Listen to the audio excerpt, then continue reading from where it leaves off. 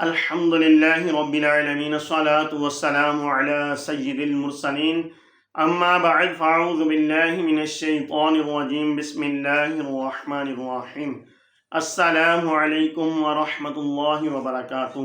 امید کرتا ہوں کہ تمام ویورز خیر و عافیت سے ہوں گے۔ دعا کرتا ہوں کہ رب تعالی ہم سب پر اپنا خصوصی کرم فرمائے۔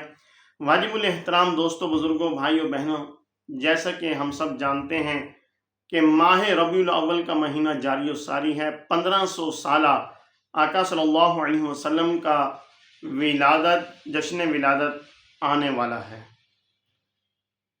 تو یہ آقا صلی اللہ علیہ وسلم سے محبت کا اظہار ہے، اور اللہ تبارک و تعالی نے یہ جو ہمیں نعمت عطا فرمائی، یہ ہمارے لیے بہت ہی بڑی نعمت ہے، سب نعمتوں سے بڑھ کر ہے۔ اللہ تبارک و تعالیٰ نے قرآن پاک میں ارشاد فرمایا، سورہ بقرہ کی آیت نمبر 164 میں آپ صلی اللہ علیہ وسلم کے بارے میں فرمایا کہ اللہ تبارک و تعالیٰ فرماتا ہے کہ بے شک اللہ کا بڑا احسان ہوا مسلمانوں پر کہ اس نے انہی میں سے رسول بھیجا جو انہیں آیات پڑھ کر سناتا ہے، جو انہیں علم و حکمت کا درس دیتا ہے،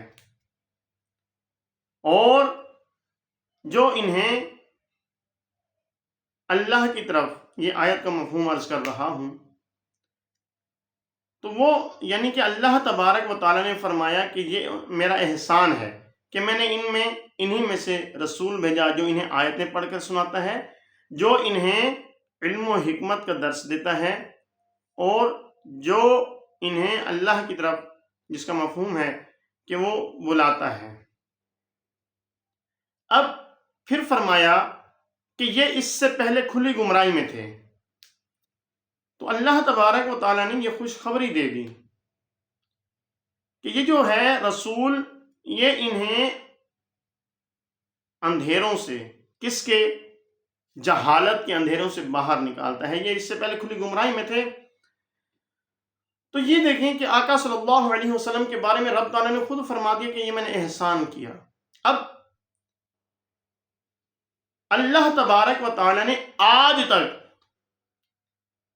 کہیں بھی آپ قرآن پاک میں دیکھ لیں، کہیں بھی اللہ تبارک و تعالیٰ نے یہ نہیں فرمایا کہ اے میرے بندے، اے مسلمانوں، میں نے تمہیں دیکھنے کی طاقت عطا کی، میرا احسان ہوا؟ نہیں۔ کہیں یہ نہیں فرمایا کہ بولنے کی طاقت عطا کی، بولنے کی نعمت عطا کی، میرا احسان ہوا؟ نہیں۔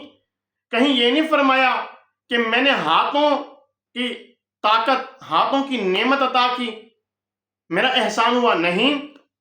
کہیں یہ نہیں فرمایا کہ صحت اور تندرست جسم عطا فرمایا، میرا احسان ہوا؟ نہیں۔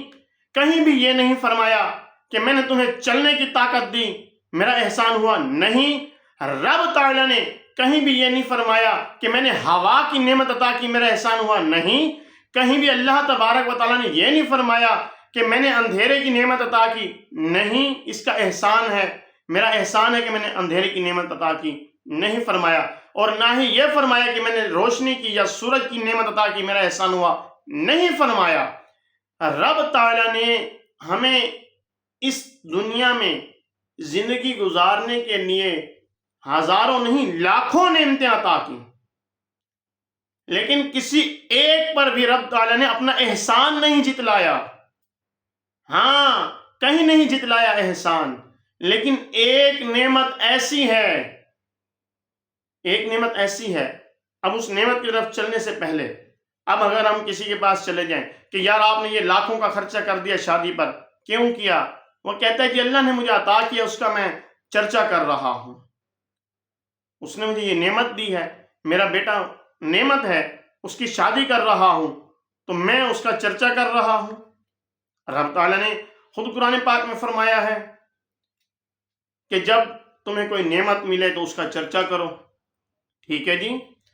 اور اسی طرح سے اچھا یہ بھی یاد رکھیے گا، آقا صلی اللہ علیہ وسلم نے فرمایا کہ شادی وہی اچھی ہے جس میں جتنا خرچ کم ہو، یہ نہیں فرمایا کہ اللہ تبارک و تعالیٰ نے جو نوازا ہے اس کا چرچا کرتے ہوئے جہاں مرضی اور حد سے بڑھ جاؤ، نہیں، فرمایا کہ جتنا خرچ کم ہوگا وہی شادی سب سے بہتر ہے۔ بہرحال بیٹا پیدا ہوتا ہے، خوشیاں منائی جاتی ہیں، گھروں میں جو ہے رشتہ داروں کو بلایا جاتا ہے اور محافل کا انعقاد کیا جاتا ہے، محافل سجائی جاتی ہیں، کوئی نیک سجاتے ہیں تو کوئی بری محفلیں سجاتے ہیں، کس لیے کہ اللہ نے نعمت عطا کی، اس کا چرچا کر رہے ہیں۔ اسی طرح سے اللہ تبارک و تعالیٰ نے مال دیا تو بڑے بڑے کوٹھیاں بنگلے بنا کے اس کی نعمت کا چرچا کر رہے ہوتے ہیں، کیوں کہ اللہ نے عطا کیا ہے، اس کا چرچا کر رہے ہیں۔ لیکن کہیں بھی اللہ تبارک و تعالیٰ نے یہ نہیں فرمایا کہ میں نے یہ نعمتیں عطا کر کے میرا احسان عظیم ہوا، اور ہمیشہ رب تعالیٰ اسی نعمت کا، بلکہ جو بھی کوئی ہوگا وہ اس نعمت کا احسان جتلائے گا جو سب سے بڑی نعمت ہوگی۔ تو اللہ تبارک و تعالیٰ نے قرآن پاک میں اپنے نبی کا احسان جتلا کے یہ بتا دیا کہ یہ جو نعمت ہے میری، یہ تمام نعمتوں سے بڑھ کر ہے۔ تو اب آئیے کہ جب اللہ تبارک و تعالیٰ اور نعمتوں سے نوازتا ہے، ہم چرچا کرتے ہیں، تو اس نعمت پر پیچھے کیوں رہیں؟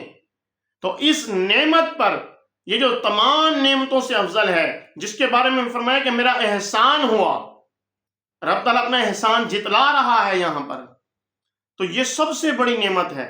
اس نعمت کا چرچا کریں، مل کر کریں، اور یہ نہ کہیں کہ کہاں لکھا ہے، کس نے کہا، کس صحابی نے کیا، کس تابعی نے کیا، کون سے بزرگ نے کیا۔ بھائی ہر کسی نے اللہ تبارک و تعالیٰ کے اس نبی کی آمد پر خوشی کا اظہار کیا۔ رب تعالیٰ نے خوشی کا اظہار کیا، کیسے کیا؟ رب تعالیٰ نے اس دن ہر ماں کی گود میں بیٹا عطا فرمایا، کیونکہ جہالت کا دور تھا، بیٹیوں کو لوگ برا سمجھتے تھے اور زندہ درگور کر دیتے تھے، تو اللہ تبارک و تعالیٰ نے اس دن ہر ماں کو بیٹا عطا فرمایا تاکہ کسی کے گھر میں ماتم نہ ہو، کسی کے گھر میں رونا نہ ہو، میرے نبی کی ولادت ہے۔ رب تعالیٰ نے اس طرح سے خوشی کا اظہار کیا، اور اللہ تبارک و تعالیٰ نے حضرت جبرائیل علیہ السلام کو بھیجا کہ یہ 3 جھنڈے لے جاؤ، ایک مشرق میں لگاؤ، ایک مغرب میں لگاؤ، اور ایک خانہ کعبہ کی چھت پر لگاؤ، اور یہ 3 جھنڈے جنت سے آئے۔ حضرت جبرائیل علیہ السلام نے خوشی کا اظہار کیا، کس طرح سے پرچم لگا کے، اور پھر آقا صلی اللہ علیہ وسلم کے چچا جان نے خوشی کا اظہار کیا لونڈی کو آزاد کر کے، تھے وہ کافر، اپنے بھتیجے کی خوشی پر اظہار کیا اور خرچ کیا، تو اللہ تبارک و تعالیٰ نے مرنے کے بعد بھی اس کو اس کا اجر عطا فرمایا۔ کسی نے خواب میں دیکھ کر پوچھا تو کہنے لگا کہ اللہ تبارک و تعالیٰ نے، ویسے تو میرے لیے کوئی وہ نہیں ہے، لیکن ایک دن وہ آتا ہے، جب پیر کا دن آتا ہے تو اللہ تبارک و تعالیٰ میرے عذاب میں کمی فرماتا ہے، اور میری اس انگلی سے جس کے ذریعے میں نے اشارہ کر کے لونڈی کو آزاد کیا تھا، اس انگلی سے مجھے پانی ملتا ہے جو میں پیتا ہوں، اور میرے عذاب میں بھی کمی آتی ہے۔ تو اس کے بعد صحابہ نے بھی منایا ہے، آقا صلی اللہ علیہ وسلم کی ولادت کی خوشی پر، آپ صلی اللہ علیہ وسلم کی ولادت پر آقا صلی اللہ علیہ وسلم نے خود دیکھا کہ صحابہ بیٹھے ہیں، پوچھا کہ کس لیے جمع ہو کر بیٹھے ہو، کس بات نے تمہیں جمع کیا؟ تو عرض کی حضور ہم لوگ اس لیے جمع ہوئے ہیں تاکہ آپ کو جو اللہ نے ہماری طرف بھیجا ہے اس کا ذکر کر لیں، اس کا چرچا بھی کر لیں، اور اللہ تبارک و تعالیٰ کا شکر بھی ادا کر لیں۔ اور ہم محافل میں کیا کرتے ہیں؟ یہی کچھ تو ہوتا ہے، قرآن پاک کی تلاوت ہوتی ہے، نعت خوانی ہوتی ہے، نعت خوانی کرنا حضرت حسان رضی اللہ عنہ کی سنت ہے، آپ کا طریقہ ہے، اور نعت خوانی کے بعد درس و بیان ہوتا ہے تاکہ لوگوں کو آقا صلی اللہ علیہ وسلم کی شان بیان کی جائے، لوگوں کے سامنے اللہ تبارک و تعالیٰ کے حبیب صلی اللہ علیہ وسلم کا ذکر کیا جائے، اور رب تعالیٰ کے احسان کا جو ہے چرچا کیا جائے۔ اور کیا ہوتا ہے؟ درود و سلام پڑھا جاتا ہے، لنگر تقسیم کیا جاتا ہے۔ رب تعالیٰ نے بیٹوں کا لنگر تقسیم کیا، اس نے اپنی شان کے مطابق کیا، اور ہمارے پاس جو کچھ ہوتا ہے ہم اس کے مطابق کرتے ہیں۔ تو آئیے ہم نیت کرتے ہیں کہ انشاءاللہ تبارک و تعالی اس ماہ مبارک میں شریعت کے دائرے میں رہتے ہوئے جو دین ہمیں درس دیتے ہیں اس کے مطابق آقا صلی اللہ علیہ وسلم کی ولادت پر خوشی کا اظہار بھی کریں گے، چرچا بھی کریں گے، محافل بھی سجائیں گے، جلوس میلاد میں بھی جائیں گے، اور انشاءاللہ تبارک و تعالی لنگر بھی تقسیم کریں گے۔ دعا ہے کہ رب تعالی اپنی اس نعمت کا، اپنے اس احسان کا ہمیں اچھے انداز سے چرچا کرنے کی توفیق عطا فرمائے۔ آمین آمین بجاہ النبی الامین صلی اللہ علیہ وسلم۔ آپ سے گزارش ہے ہمارے چینل کو سبسکرائب کریں، بیل آئیکن کو پریس کریں تاکہ نیو آنے والی ویڈیوز آپ تک پہنچتی رہیں۔ السلام علیکم ورحمۃ اللہ وبرکاتہ۔